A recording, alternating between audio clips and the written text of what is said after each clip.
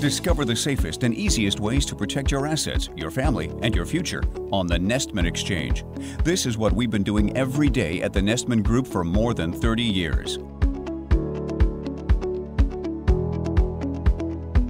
Hello, everyone. This is Paul Castillo, the Asset Protection Concierge for the Nestmann Group, and I'd like to welcome you all to the April edition of the Nestmann Exchange. As usual, I have Mark with me on the line. As you all know, he's the founder of the Nestmann Group.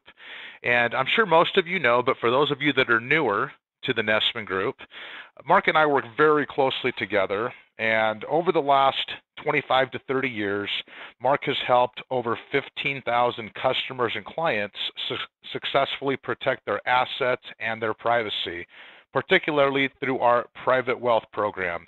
Mark, first off, welcome to the show. Paul, it's good to be here. Thank you. Great. Now, Mark, the other day I was speaking with one of our clients, and she told me a very tragic story about how she lost a good chunk of her assets due to civil forfeiture. And her situation was one where she had put some money aside, and then just like that, it was taken from her. She wasn't charged with the crime, and she did nothing wrong. And the sad thing is that by the time she called us, it was too late. So this inspired me to reach out to you, as you know, and talk about focusing on civil forfeiture this month. And also, we're going to be launching a new report soon. So what better time than to address this topic, right? You know, Paul, I think that's a great idea. I think a lot of our clients will want to take advantage of this information. Civil forfeiture is a textbook example of government run amok. And I actually first learned about it more than 25 years ago because I was personally a victim of it. I came face to face with laws that allow police to seize your property without accusing you of any crime. I know that sounds incredible for something happening in the United States, but it is possible and it happens every day. Now, the legal theory in a civil forfeiture is that your property is somehow guilty of a crime, and then the government accuses the property, not you, of that crime. So what that means, basically, is that if a crime occurs on your property, you could lose it. Now, what's worse is because this is a civil procedure, none of the protections that would apply to a criminal defendant apply. Essentially, your property is presumed guilty. And if you can't prove that it's innocent, you can lose it. And guess what? A lot of times the laws don't even allow you to make a claim that the property is innocent. In theory, someone could walk into the Trump Tower, light up a marijuana joint, and the authorities could seize the entire property. Of course, this will never happen because Trump is so well politically connected. Yeah, it's strange, isn't it? I mean, I feel like any legal theory that could technically lead to that type of scenario simply shouldn't be taken as a legitimate legal doctrine at all. I mean, isn't that a gross violation of our Fourth Amendment rights? Paul, I would completely agree. And the government won't use civil forfeiture as a practical matter to target those who are politically connected, but they will go out of their way to target vulnerable groups, just like our client that you mentioned. Let me give you an example of how it really works. Let's say that you own a home and your teenage son is selling marijuana to his friends outside on the front porch of the house or in the street in front or whatever. Because that's a crime, the police can seize the entire house even though you did nothing wrong and knew nothing about the illegal activity of your teenage son. They don't even need to accuse him of a crime. This sort of thing happens every day. Now, one really heart-wrenching story I read about came out of Philadelphia, which is actually organized what they call a public nuisance task force, essentially a forfeiture squad, to pursue these kinds of cases. Interesting. A whole task force designed just for civil forfeiture cases. You got it. Now, the name of the forfeiture victim is a man named Chris Saravelis. Chris never was arrested or convicted for anything, but that didn't stop the city of Philadelphia from trying to confiscate his house. Here's what happened. Back in March 2014, Chris's 22-year-old son was caught selling $40 worth of marijuana. Actually, it was drugs. I'm not sure what drug it was, to an undercover agent. The cops raided the family home with guns drawn. One of them pointed at the head of the family dog and found small amounts of drugs in the son's bedroom. Now, the boy had no previous arrests, so court ordered him to attend rehab. Then, while Chris was driving his son to his first rehab appointment, his wife called on his cell phone. She told him the family had been evicted from the home and the police had seized it. They actually had to sleep on their neighbor's couch that night. Chris eventually got the home back after he, along with some other completely innocent homeowners, filed a lawsuit against the city.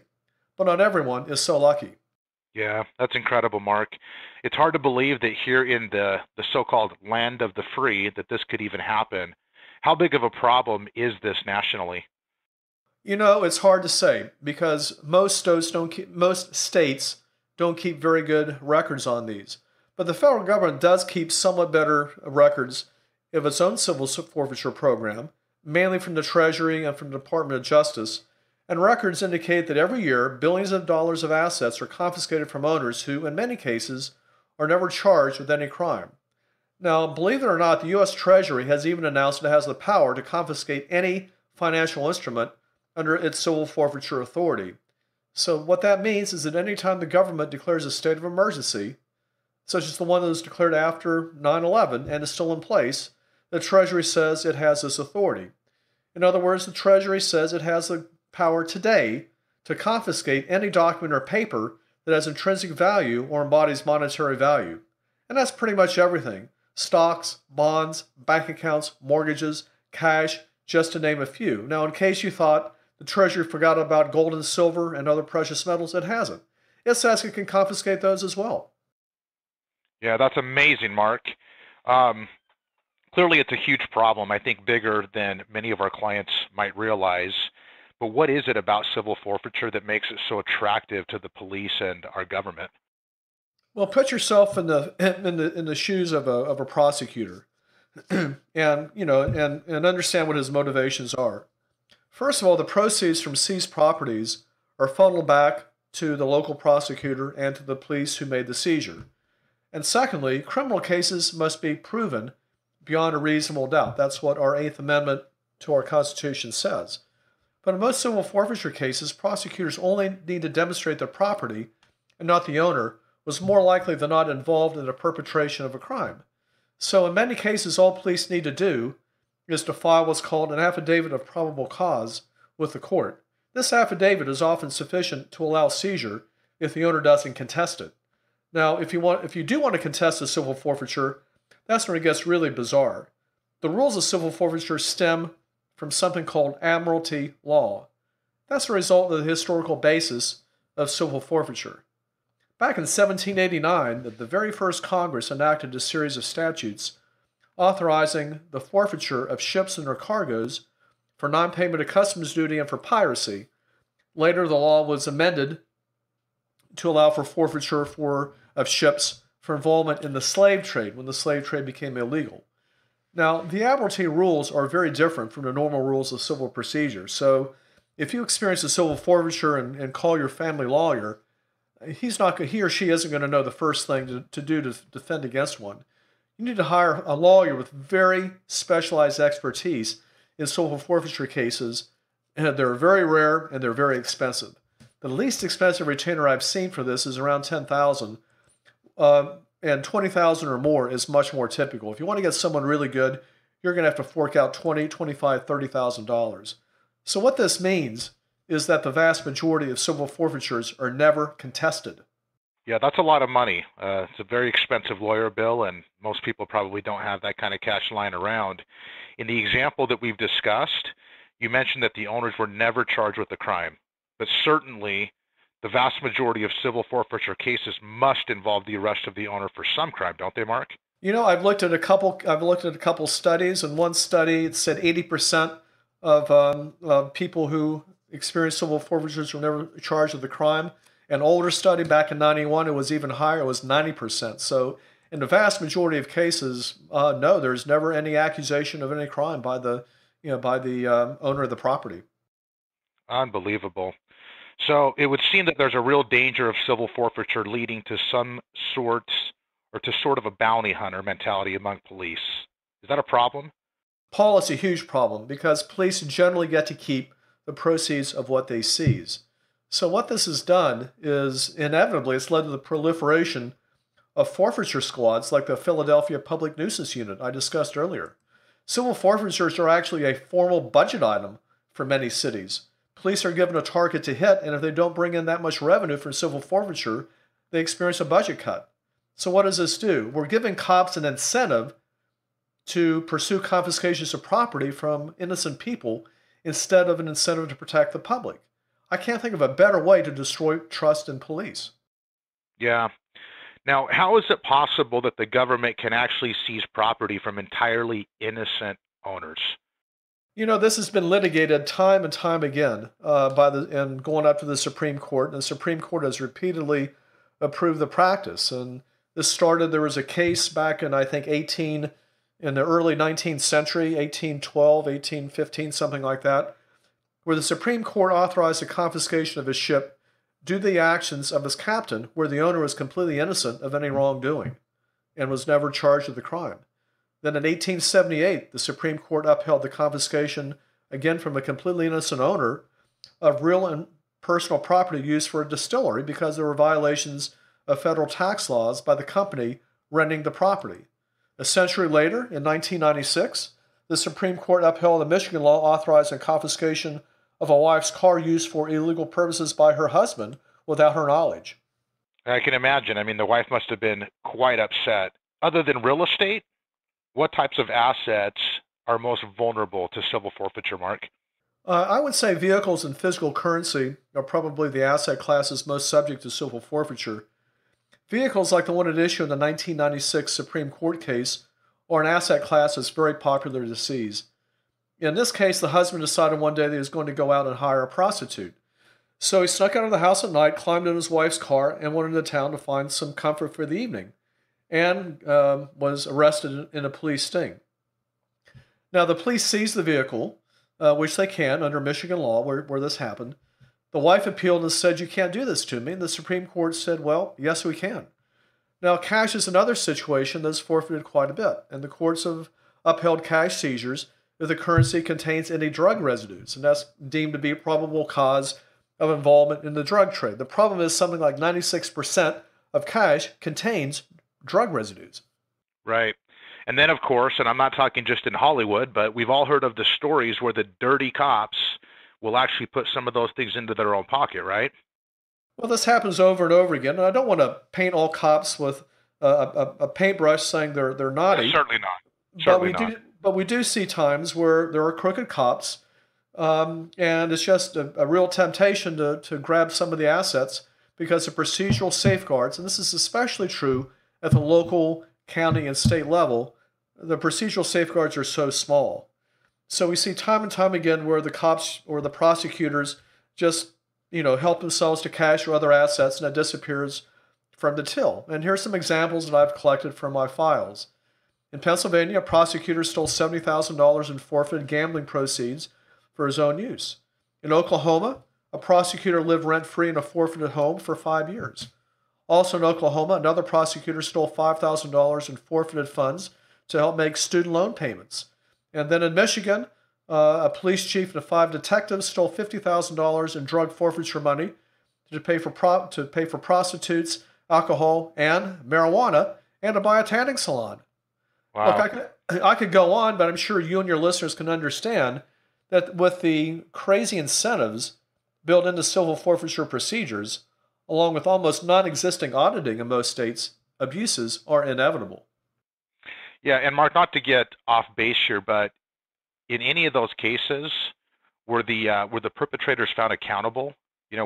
What happened? Well, that's the only way that we learn about these cases, because they were caught and they were punished. And in some cases, some of these people were still in jail. Yeah. Okay. Mark, how likely do you think it is that we're going to see any meaningful reforms to these laws, the civil forfeiture laws, say over the next 4 years during Trump's administration? You would think you might see some significant reform, because the Republicans tend to be the people who want to protect property rights, right? But unfortunately, this doesn't seem very likely, and that's because of who our Attorney General is. Jeff Sessions, who is the Trump pick for Attorney General and has now been confirmed, is a huge proponent of civil forfeiture. And here's what he said about civil forfeiture and its victims. According to Sessions, 95% of forfeiture cases involve criminals who've done nothing in their lives but sell dope. Of course, that's total BS, as the whole point of civil forfeiture is the government can take property without convicting or even charging anyone with a crime, as the people we've talked about have experienced. Sessions also says that in seizing property suspected of involvement of a crime, the government should not have a burden of proof higher than in a normal civil case. Again, this completely evades the point, because in civil forfeiture there is no judicial process. The police simply file an affidavit of probable cause, and the property owner has no way to defend himself unless he hires a $20,000 or $30,000 attorney, and the police get a default judgment. With Sessions in place as the chief law enforcement in our entire country, civil forfeiture reform simply isn't going to happen. Yeah, I would have to agree. We've also had clients who have lost property through the eminent domain process. So for those of our listeners that don't understand the difference between the two, what would you say is the main difference between civil forfeiture and eminent domain? Well, there's actually a clause in the U.S. Constitution that allows the government to seize property for public use. And basically, this has been interpreted by the various states and even the Supreme Court as permitting eminent domain for economic redevelopment. Now, like civil forfeiture, eminent domain also works in the government's favor at the expense of your right to property. Specifically, it allows them to increase tax revenues and appease politically connected private interest using your property. The biggest difference is that in eminent domain, you as a property owner will eventually get paid something. Now, you might not get as much as you want, but you will get something. Still, there are clear abuses in eminent domain cases as well, and it's fair to say that under the eminent domain laws, your property is safe only until politicians decide someone else needs it more than you do. Yeah, I mean, I personally, not too far from where I live, I had a meeting with, or I had the opportunity to meet some local residents recently that are actually losing a good chunk of their property to eminent domain because the county wants to expand one of the highways or something like that. And they're very distraught because the property's been in their family for many generations and their hands are tied. I mean, they have no choice in the matter whatsoever. Amazing, amazing. Yeah. So here's the question that I'm sure all of our clients or our listeners are asking. What can one do to protect themselves from these types of threats? Paul, like so many other aspects of American life, the best strategy is to move your assets outside the United States. Now, it's not completely fail-safe because other countries will enforce U.S. civil forfeiture orders. But here's the key. They won't enforce them unless there's a criminal proceeding underway or completed. So, as we said earlier, in 80 to 90% of the cases, this isn't done. So, simply by moving your assets outside the U.S., that's enough to defeat 80 to 90% of civil forfeiture cases. Now, this is a really key aspect of things. In some cases, there has to be a guilty plea or verdict before they will allow assets to be recovered. So what this means is that the prosecutors have to proceed under due process of law. Now, some other strategies for real estate: keep in mind you can be held accountable for the activities of your children, grandchildren, and so on. So if they violate the law, you can lose your property. One practical strategy I've seen is to keep your property heavily mortgaged. I've seen cases now and then where if there is a private mortgage, the government will actually seize the property and not pay the mortgage holder. But in general, if you have a traditional mortgage with a big bank, they're not going to try to grab onto that. The next vulnerable category is cash. If you hold a lot of cash, try to withdraw it from the bank in the form of bank-wrapped notes and keep the withdrawal slip. So you have a paper trail, you'll have a clear paper trail to a specific account, not linked to drugs, even if the currency has drug residues on it, as most cash does. Although if it's bank wrapped and these are new bills, the drug residue should be minimal, if not non-existent. Okay, so you talked a moment ago about having a mortgage, keeping your property heavily leveraged or mortgaged. And I know that equity stripping is a technique or a strategy that you have helped some of our private wealth clients with, depending on their personal situation. Is this a scenario where that would make sense? Well, possibly, but don't forget, this is a private mortgage, and with a private mortgage, the government it certainly might deter a prosecutor who doesn't know what he's doing, but if they really get into it and see that it's a private mortgage and that you're the ultimate lender, then it's going to fall out like a house of cards, unfortunately. Okay. So the bottom line is just like with asset protection in general, the concept is that you move your money overseas, and that alone will make it that much harder for the government, or anybody for that matter, to get to your assets. So essentially, they're going to move you to the back of the line and find a better target. Is that right? Yeah, 90% of the time that's correct, because these countries are not going to enforce a civil forfeiture unless you've actually been accused of a crime and there's a criminal proceeding underway. Okay. Mark, that's great information to have. We're going to change gears here. For this episode, we usually use some case studies. And for this episode, we've got a very interesting case, which is you, Mark. I believe that you had a situation many years ago, and would you mind sharing that with our listeners today? Sure, I'd be happy to. Back in the 80s and early 90s, I owned a rental property in Florida that my real estate agent had leased to some young people. They fell behind on the rent. Did you say Florida? In Florida, that's correct. Okay. Now, they fell behind on the rent, and I got them kicked out. Now, when I got inside the house to see the conditions there, I was completely horrified. The place was totally trashed. One of the things I noticed right away was hundreds of tiny glass vials. I had no idea what they were at the time, but I later learned they were used to hold crack cocaine. Now, the house was such a mess, I decided to sell it as is. I contacted another agent. I was really angry at the first one for renting the place out to deadbeats, and we put up a sign a day or two later. Now, just the next day after I put the sign up, there was a knock on the door.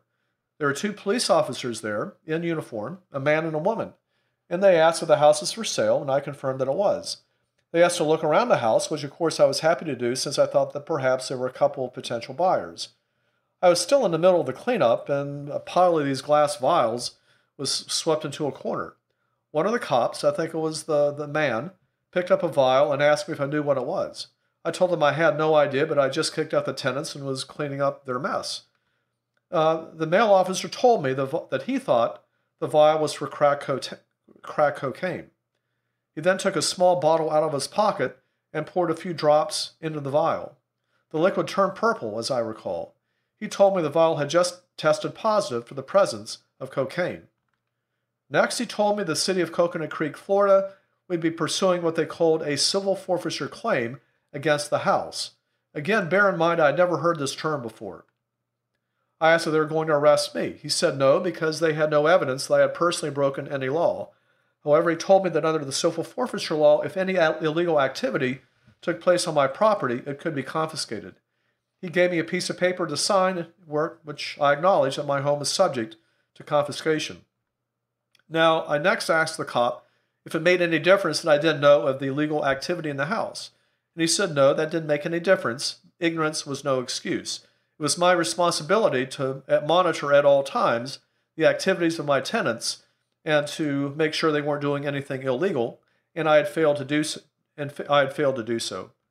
Wow. Now, needless to say, Paul, I was pretty freaked out. I hired a lawyer who spoke to the city attorney, and it turned out the city never bothered to file a civil forfeiture claim in court. I think that was because the value of the house had suffered so much from the activities of my tenants. There really was quite a bit of damage. So at this point, I actually owed more money on the mortgage than the house was worth. And since there wasn't any equity in the house, they decided not to pursue it. But the more I learned about this crazy procedure called civil forfeiture, the madder I got. I think it's safe to say my career path after that encounter was to publicize this pernicious legal procedure and work to reform it any way that I could. And I've certainly done that over the last quarter century. Yeah, you certainly have. And just to add a comment here, you shared the story of one Chris Survelis earlier in the call. And then you just said something that I really want the listeners to pick up on. You said that in your particular case, you owed more money on the mortgage than the house was worth. Now, what really comes to mind, a couple of years ago, are you familiar with the Blaze, Mark? They're Yes. a news organization? Of course. So a couple of years ago, I was listening to one of their shows. It was on their Wednesday edition, and the name of the call was Seized. And in this show, they were talking about civil forfeiture, and they were talking about an unbelievable amount of people that had lost tens of thousands of dollars in the process. But the story that really struck me was about a gentleman by the name of Russ Caswell. And you probably know this story. I believe we've talked about it. But Russ was a 72-year-old business owner from Massachusetts, and he ran and he owned and operated a hotel, which he had actually inherited from his father. His father built this hotel with his own hands back in 1955. Now, the hotel, had since been paid for. Russ and his wife personally operated the hotel, and they worked their entire lives to pay it off. And the hotel is worth about $2 million at this point. One day out of the blue, he gets a letter from the government, and the government's declaring that they own his entire business. Now, this case drug on for a number of years. I believe it was between 2009 to 2012 or somewhere in there. And so what had happened is the DEA seized his property, claiming that illegal activity had taken place at his establishment. And their case was based on 15 arrests over a period of 14 years. Now, over that period of time, Russ had over 200,000 rooms rented out. So I'll let you guys all do the math on that. 15 arrests, over 200 rooms rented out. And Russ was never charged with the crime. So he was really confused, to say the least, and he decided to fight it. But then early in the case, his attorney asked the DEA agent, I believe it was somewhere in the discovery process, the attorney asked the DEA agent to explain how they selected properties to seize. And the agent revealed that their process included seeking out properties that were linked to drug arrests, but that they would only attempt to seize properties that had at least $50,000 in equity. Amazing. Wow. That's when the light bulb went off, as Russ said it, word for word. Yeah, there you go. So, in his case, the case eventually went before a federal judge who eventually ruled against the government and stopped the forfeiture, but only after he had already spent $100,000 in legal bills. So, it's one of those things where I think a lot of us feel like, oh, that's never going to happen to me. But when you take the time to really look into it and see how prevalent it is, I mean, it really is a big concern that I think we should all protect ourselves against. And it's also a procedure that penalizes people who live or do business in rough areas. I mean, if you have a store somewhere and happens to be in a bad area, and you're inevitably going to have gangbangers and people walking across your property, maybe doing drug deals on your property. Every time that happens, that's a potential cause for the cops to seize the property. Yeah, well, welcome to progressive America, right, where the honest people are prosecuted and the bad doers or illegals are given everything. Yeah, well, for sure. All right, Mark, well, that about wraps it up for today. Hopefully you've all enjoyed the information as much as I have. And for everybody on the call today, I want to make it clear that Mark would love to provide each of you with the opportunity to achieve three things, which are A, a means to protect your assets and your privacy, B, the opportunity to diversify your wealth, and C, but definitely not the least important, your freedom and opportunity. So if you would like to know more about what Mark calls the Lifeboat Strategy, his flagship book, please feel free to check it out at www.nestmann.com. Mark, thanks for the great call tonight, and I hope that you all have a great evening. Always a pleasure, Paul. Take care.